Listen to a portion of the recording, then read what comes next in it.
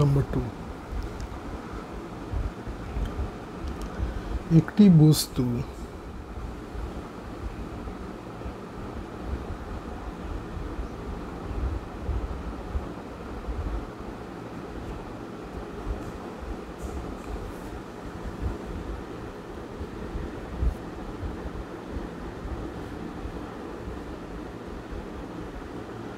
ষাট ডিগ্রি নতি বিশিষ্ট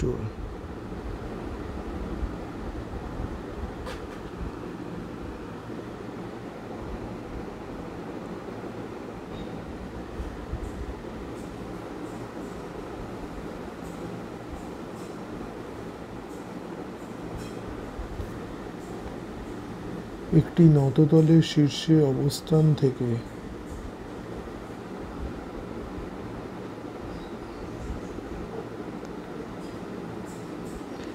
নততলের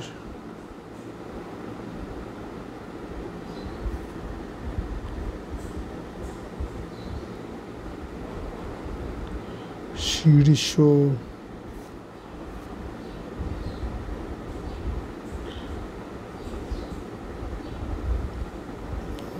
অবস্থান থেকে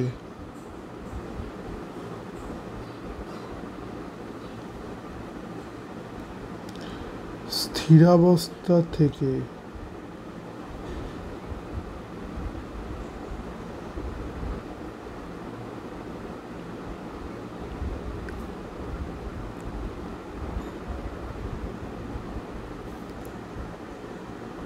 পড়তে শুরু করলো।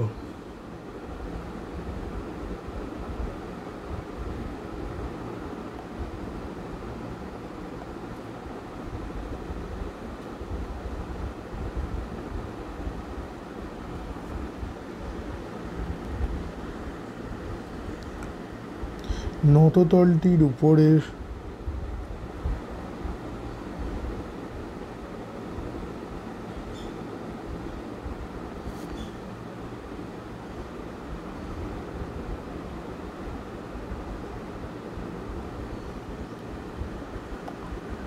অর্ধ মসৃণ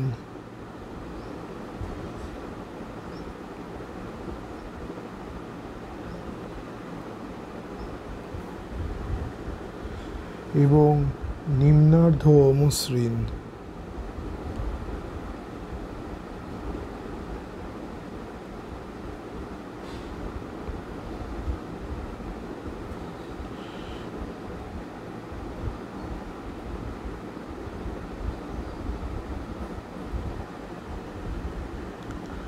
বস্তুটির নততলের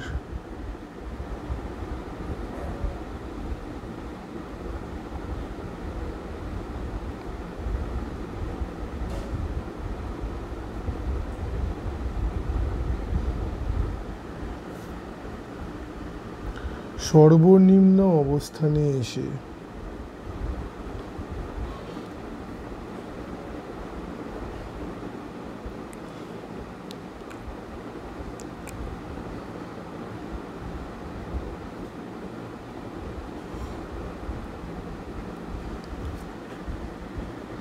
পুনরায় স্থির হয়।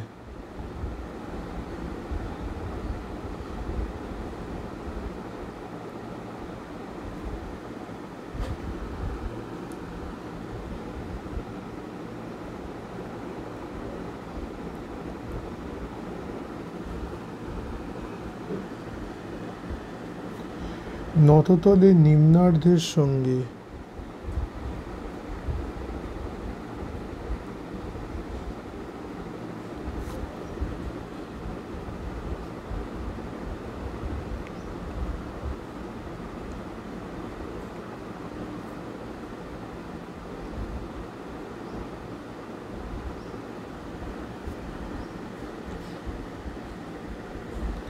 বস্তুর ঘর্ষণ গুণাঙ্ক নির্ণয় করো।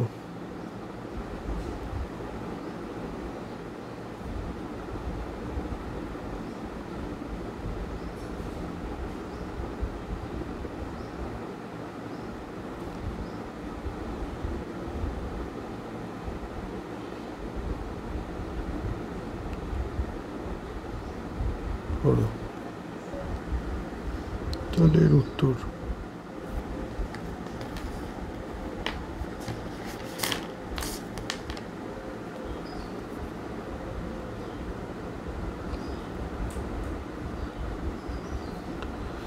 তাহলে প্রথম পার্টটার জন্য যখন আমার ফ্রিকশন ছিল না, তার মানে মিউকেটা যখন জিরো, তাহলে প্রথমে যখন মিউকেটা জিরো তখন আমার অ্যাক্সেলারেশন কত? অ্যাক্সেলারেশন আমরা জানি, বার করা শিখেছি এই আগের রিলেশনটা থেকেই। জি সাইন থিটা হয়, আর যদি ফ্রিকশন থাকে তাহলে এই একটা ফ্যাক্টর সাবস্ট্রাক্টেড হয়, জি মিউকে কস থিটা। তো সেই কনসেপ্টটাই ইউজ করছি। তাহলে জি সাইন থিটা, এটা ফার্স্ট পার্টের জন্য। তাহলে এটা হচ্ছে সাইন 60 ডিগ্রি g√3/2, এটা হলো ফার্স্ট পার্ট। তো এবার সেকেন্ড পার্টে কি? সেকেন্ড পার্টে মিউকের একটা ভ্যালু আছে, এখন কত আছে আমি জানি না, লেট ইট বি মিউকে। তাহলে F2, তাহলে আমাদের ফর্মুলা কি? G into sine theta minus মিউকে কস থিটা, কস থিটা। এবার ভ্যালুগুলো বসাই। জি, তাহলে এটা কত হচ্ছে? সাইন 60 ডিগ্রি, তাহলে √3/2 মাইনাস মিউকে cos 60 ডিগ্রি হাফ, তাহলে it comes out to be g/2 √3 minus মিউকে। তাহলে ফার্স্ট পার্টের অ্যাক্সেলারেশন, সেকেন্ড পার্টের অ্যাক্সেলারেশন আমি পেয়ে গেলাম। এবার যদিও এটা রিটার্ডেশন আর কি, ওটা সাইনের মধ্যে তো ইনক্লুড করব। আচ্ছা, ফার্স্ট পার্টের জন্য v² is equal two u² plus 2f1s, তাহলে v², এটা সাপোজ v1 ধরছি, তাহলে ইনিশিয়াল ভেলোসিটি কত? 0 দিয়ে স্টার্ট করেছিল, 2 f1 এর ভ্যালু হলো g√3/2, আর ইস কত? হাফ অফ দ্য লেন্থ পড়েছে। হাফ অফ দ্য লেন্থ যদি হয়, তাহলে আমি যদি টোটাল লেন্থকে যদি এল ধরি, তাহলে আমি বলতে পারি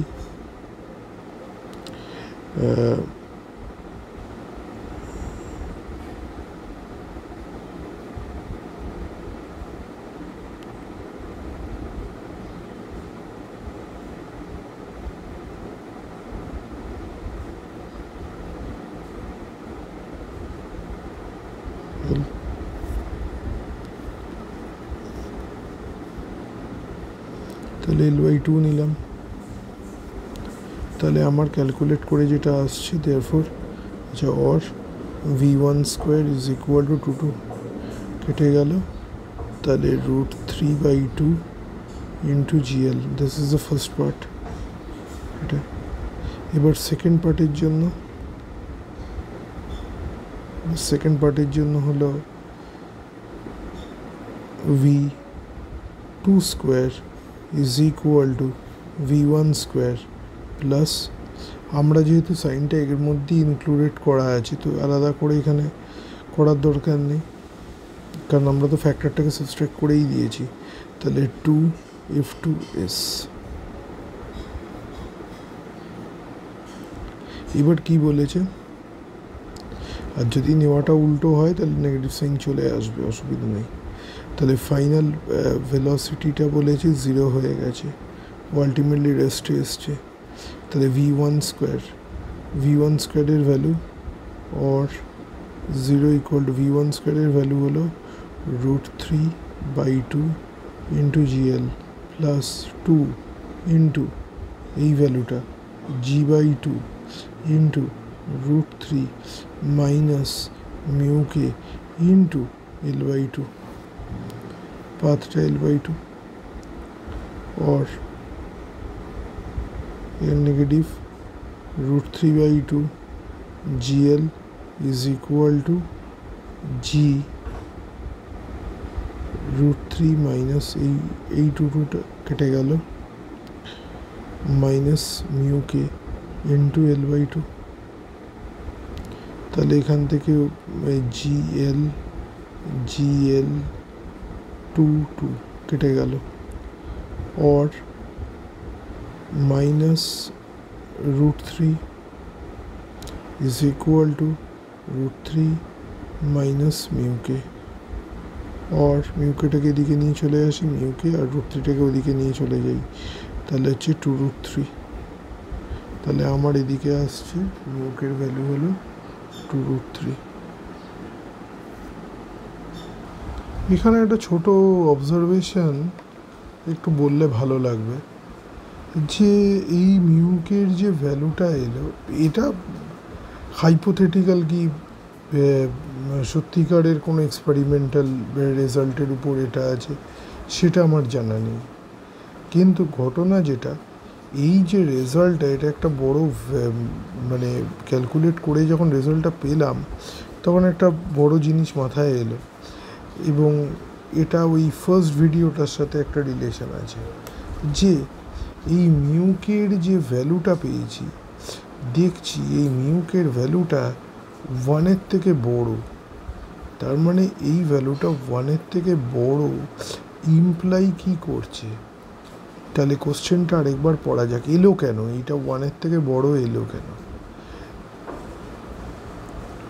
নততলে সর্বনিম্ন অবস্থানে এসে পুনরায় স্থির হয়, তার মানে একটা পয়েন্টে এসে ওই ব্লকটা ইনক্লাইন্ড প্লেনের সাথে অ্যাটাচ হয়ে যাচ্ছে। এবার তার মানে তখন তখন কোএফিশিয়েন্ট অফ ফ্রিকশন বড় হয়ে যাচ্ছে, কারণ রিলেটিভ মোশনটা নেই, অ্যাটাচ হয়ে যাচ্ছে। তো এইটাই যখন দেখা গেছিল যে ফার্স্ট ক্লাসে বা ফার্স্ট ভিডিওতে যখন আলোচনাটা হয়েছিল যে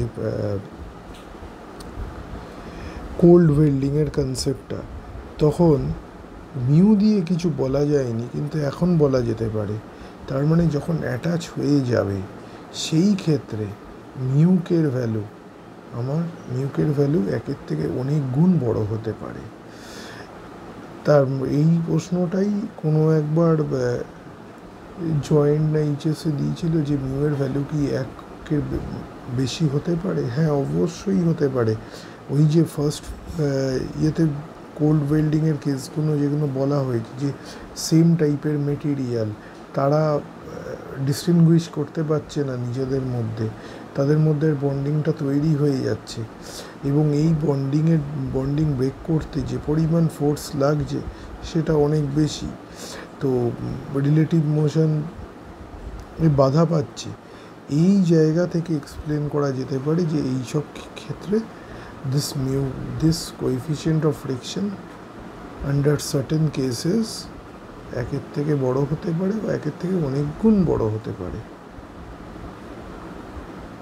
মানে কোশ্চেনটা এটাই ছিল যে কোএফিশিয়েন্ট অফ ফ্রিকশন কি 1-এর থেকে বড় হতে পারে না। নেক্সট ইম্পর্টেন্ট টপিক হলো আবর্ত ঘর্ষণ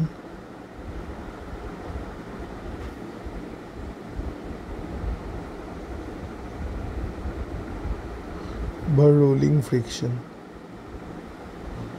এটা সামান্য একটু ডিটেলসে বলবো, যদি এতটা ডিটেলস দরকার নাও হতে পারে, কিন্তু এর একটা ফাইন ডিফারেন্স আছে বাকি ফ্রিকশনগুলোর সাথে, এবং সভ্যতার অগ্রগতিতে বড় অবদান এই রোলিং ফ্রিকশনের কনসেপ্টটা। তাহলে বেসিক্যালি আলোচনাটা এইভাবেই শুরু করা যায়, ওই বইয়ের মতন করে, যে কোনো যে চাকা আমাদের সভ্যতার সবচেয়ে গুরুত্বপূর্ণ আবিষ্কার। তাহলে কেন চাকা হচ্ছে? তার কারণ হলো যে অল্প শ্রমে ভারী বোঝা এক জায়গা থেকে আরেক জায়গায় সরানো যাবে। এবার এই ঘটনাটা ঘটছে তার কারণ ঠেলেও তো নিয়ে যাওয়া যেত। চাকা দিয়ে কি হেল্প হচ্ছে?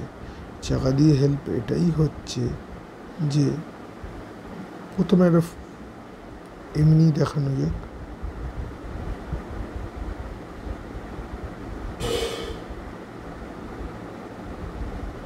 আমি এটা পারফেক্ট সার্কেল আঁকার চেষ্টা করেছি আর কি। তো এর কনসেপ্টটা এইটাই হলো যে যে চাকার যে কনসেপ্টটা আমরা জানি যে এর কন্ট্যাক্ট পয়েন্ট ভূমির সাথে, যদি ভূমির উপর এটা স্লাইড করে আর কি, আর এইটা যদি এর অ্যাটাচ পয়েন্ট হয়, তাহলে এই যে পয়েন্টটা হচ্ছে, এই পয়েন্টটার কোনো রিলেটিভ মোশন থাকে না। এটা তো এই মোমেন্টে যখন এর সাথে কন্ট্যাক্টে এলো তখন তো রেস্টে তখন এটা রেস্ট।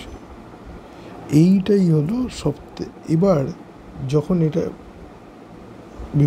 মানে তার পরের মোমেন্টে যখন এটা রোল করে গেল, তখন কি হচ্ছে, নতুন একটা পয়েন্ট একটা মিনিমাম সব থেকে কম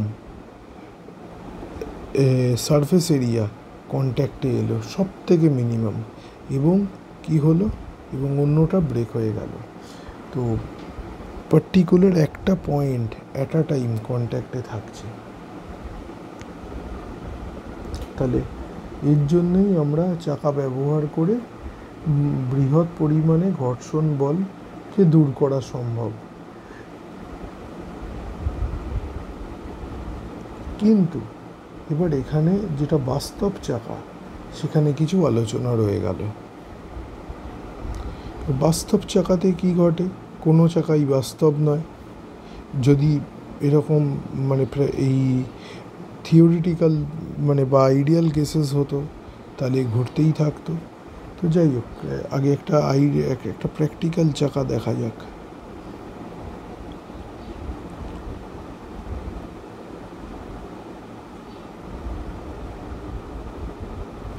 প্র্যাকটিক্যাল চাকা যেটা আমরা ইউজ করে থাকি,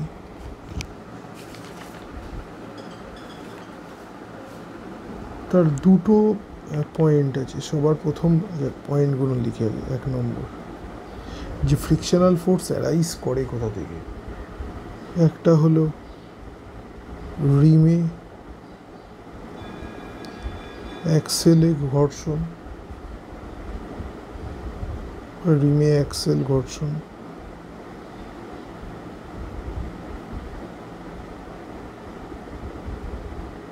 এই একটা ঘর্ষণ হতে পারে।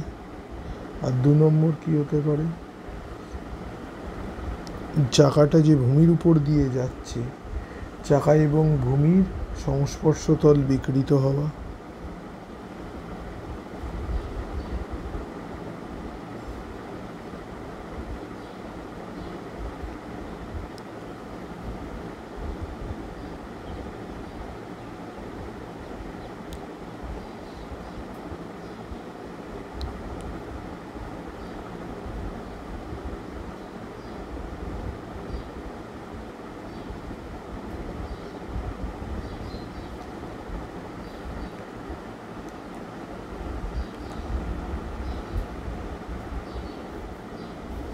এর ফলে কি হচ্ছে,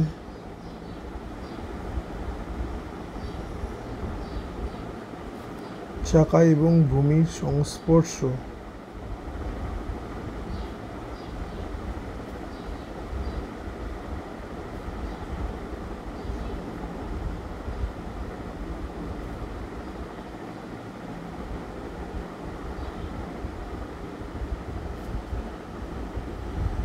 একটি বিন্দুতে না হয়ে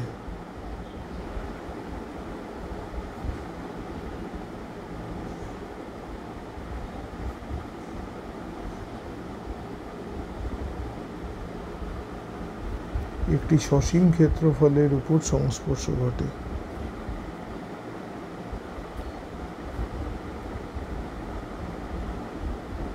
সসীম ক্ষেত্রফল জুড়ে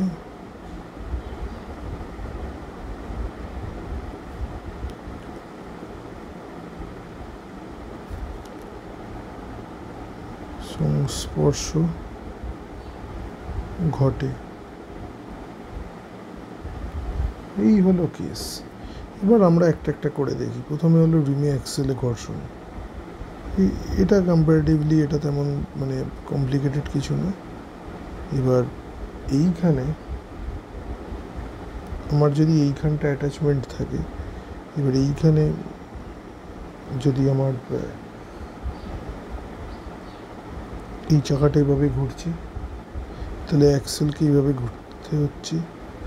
মানে বেসিক্যালি এইখানে যেটা থাকে সেটা হলো একটা বেয়ারিং দেওয়া আছে এখানে।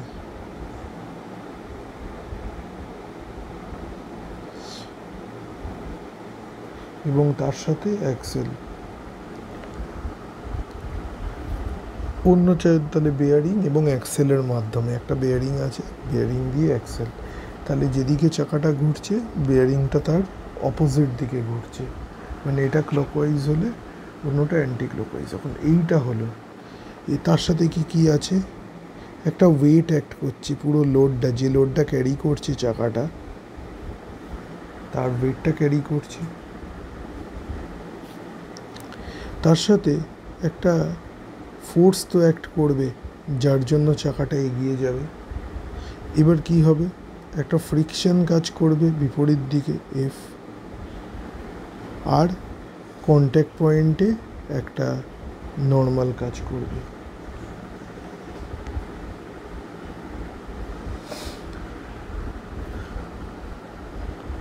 তাহলে এই ক্ষেত্রে ডাব্লিউ হলো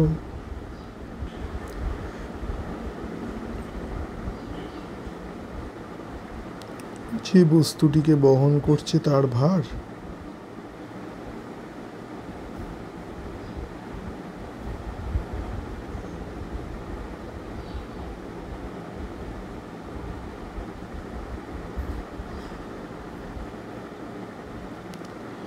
এন হলো ভূমির লম্ব প্রতিক্রিয়া,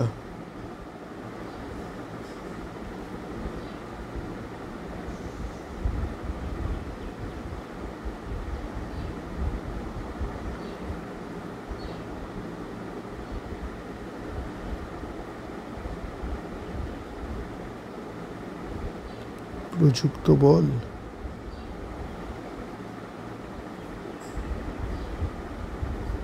যার দ্বারা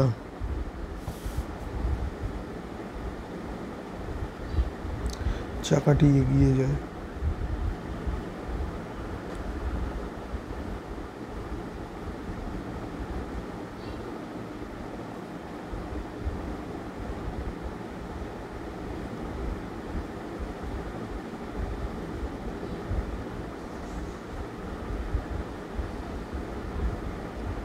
এখন এবার এইটা হলো, এবার যদি ঘর্ষণ না থাকতো, তাহলে ঘর্ষণ যদি না থাকতো তাহলে আমি ধরে নিচ্ছি এইখানটা, এবার আমরা আমাদের যে আলোচনার বাইরে নিয়ে যাচ্ছি আমরা এইখানটা, এখানে তো একটা ঘর্ষণ আছেই। এবার যদি তাহলে এখানে একটা ঘর্ষণের সোর্স, এটা একটা ঘর্ষণের সোর্স, এবার আমরা ভেবে নিচ্ছি এখানে আছি, যদি এখানে না থাকতো কী হতো, তাহলে এখানে যদি না থাকতো ঘর্ষণ তাহলে দেখা যেত যে এ আর ঘুরছে না, এ পিছলেই চলে যাচ্ছে, তাহলে আর ঘোরার প্রয়োজন হতো না।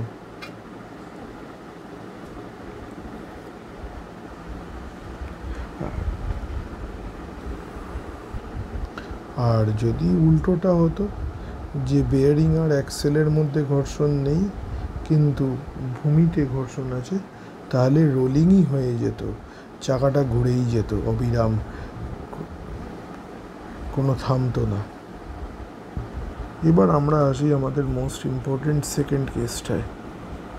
তাহলে সেকেন্ড কেসটা যেটা আমাদের ফ্রিকশনাল কোএফিসিয়েন্ট ক্যালকুলেট করতে আমাদের হেল্প করবে, সেটা হলো যে আমরা তো প্র্যাকটিক্যাল কেসেই তো ফ্রিকশন আসবে, তাহলে ফ্রিকশনটা কীভাবে আসছে, এটা আমাদের মাটি বা ভূমি যাই বলি না কেন।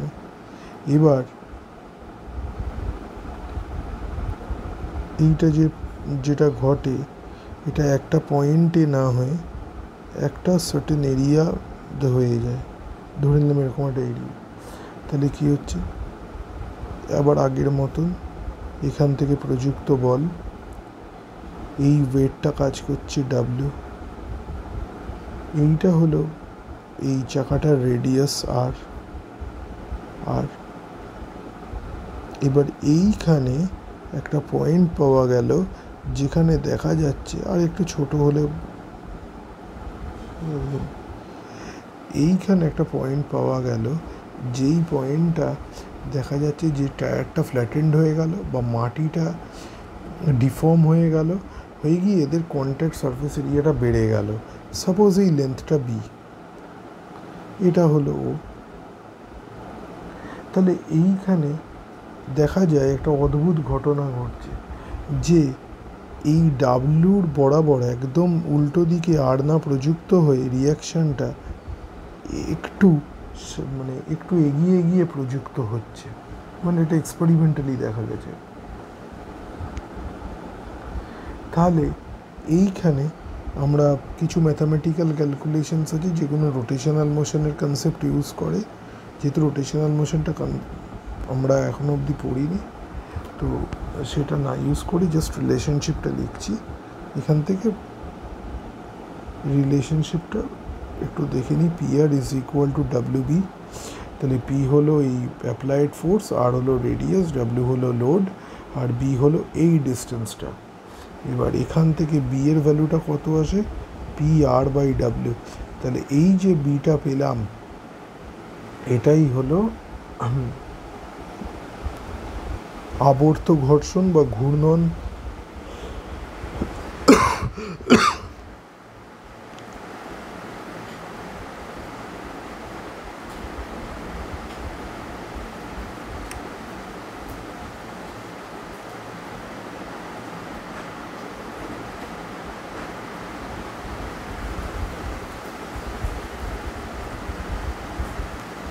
গুণাঙ্ক। অদ্ভুতভাবে একটা জিনিস এখানে যেটা রিয়েলাইজ করার, এটা কি, এটাও ফোর্স, ডাইমেনশনালি ক্যান্সেল, বাট রেডিয়াসটা এটার সাথে ইকুয়াল। তার মানে B has a dimensions of length. B এর ডাইমেনশনটা কী হবে? Has a dimensions of length. এইটাই এখানে ডিফারেন্ট। এরপর যে লাস্ট পার্টটা আছে সেটা হলো ঘর্ষণের অসুবিধে ও ঘর্ষণ কমানোর উপায়। এবার ঘর্ষণের অসুবিধে আলোচনার তেমন কিছু নেই, জানা আছে এবং বইতেও অ্যাভেলেবেল। একটা এখানে বিশেষ কথা বলার আছে, ঘর্ষণ কমানোর উপায়।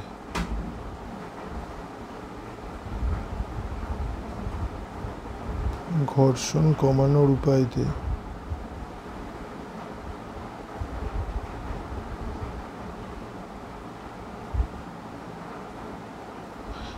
যে পদ্ধতিগুলো আছে সেগুলো তো আছেই, মসৃণকরণ, স্মুদেনিং, তারপরে পিচ্ছিলকরণ, লুব্রিকেশন, তারপরে বল বিয়ারিং ইউজ করে। কিন্তু আমার এখানে যে আলোচনার একটাই আলোচনা যেটা ইম্পর্টেন্ট, এটা আমি করব, সেটা হলো ব্যাবিটিকরণ বা ব্যাবিটিং। কারণ আমাদের আলোচনা যেখান থেকে আমরা শুরু করেছিলাম সেইখানের একটা খুব সুন্দর কনক্লুশন এটা। আমি জাস্ট এইটাই আলোচনা করছি, বাকিগুলো তো লেখা যাবে একবার পড়ে নিলে বই থেকে। তো এইটা একটা অদ্ভুত জিনিস যেটা তৈরি করা হচ্ছে। তাহলে এখানে কি করা হচ্ছে, আমি দুটো ডিফারেন্ট ধাতু নিচ্ছি, তার মানে দুটি ভিন্ন ধাতু, যেটা মোস্ট ইম্পর্ট্যান্ট। আমরা দেখেছিলাম সেম ধাতু হলে কি হয়, তাদের পলিশ করে নিলে কি হতে পারে সেটা আমরা দেখেছিলাম। এবার কি নেব, দুটি ভিন্ন ধাতু, ভেরি ভেরি ভেরি ইম্পর্ট্যান্ট। তাহলে এই দুটি ভিন্ন ধাতুর যাদের মধ্যে কি হয়, যে ঘর্ষণ বল অনেক কম হবে। তাহলে যেমন একটা আছে সীসার সঙ্গে, ইস্পাতের সঙ্গে সীসা অ্যান্টিমনির সংকর ধাতু, একটা এক্সাম্পল মনে রাখা যেতে পারে। ইস্পাতের সঙ্গে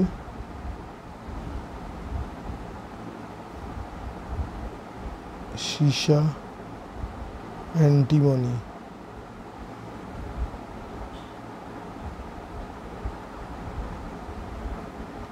সংকর ধাতু। এবার এটাও তো এগুলো অবশ্যই এক্সপেরিমেন্ট করে করে যেটা দেখা গেছে।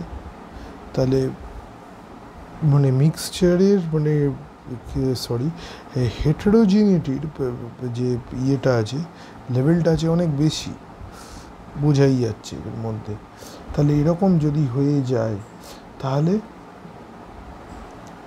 এই ধরনের যেটা তৈরি হলো এদের মধ্যে যে ফ্রিকশন, এটাকে বলা হয় এই ধরনের, তাহলে ধাতুর মধ্যে ঘর্ষণ বলের মান অনেক কম হয়, এই ধরনের সংকর ধাতুকে বলা হয় অ্যান্টি ফ্রিকশন অ্যালয়।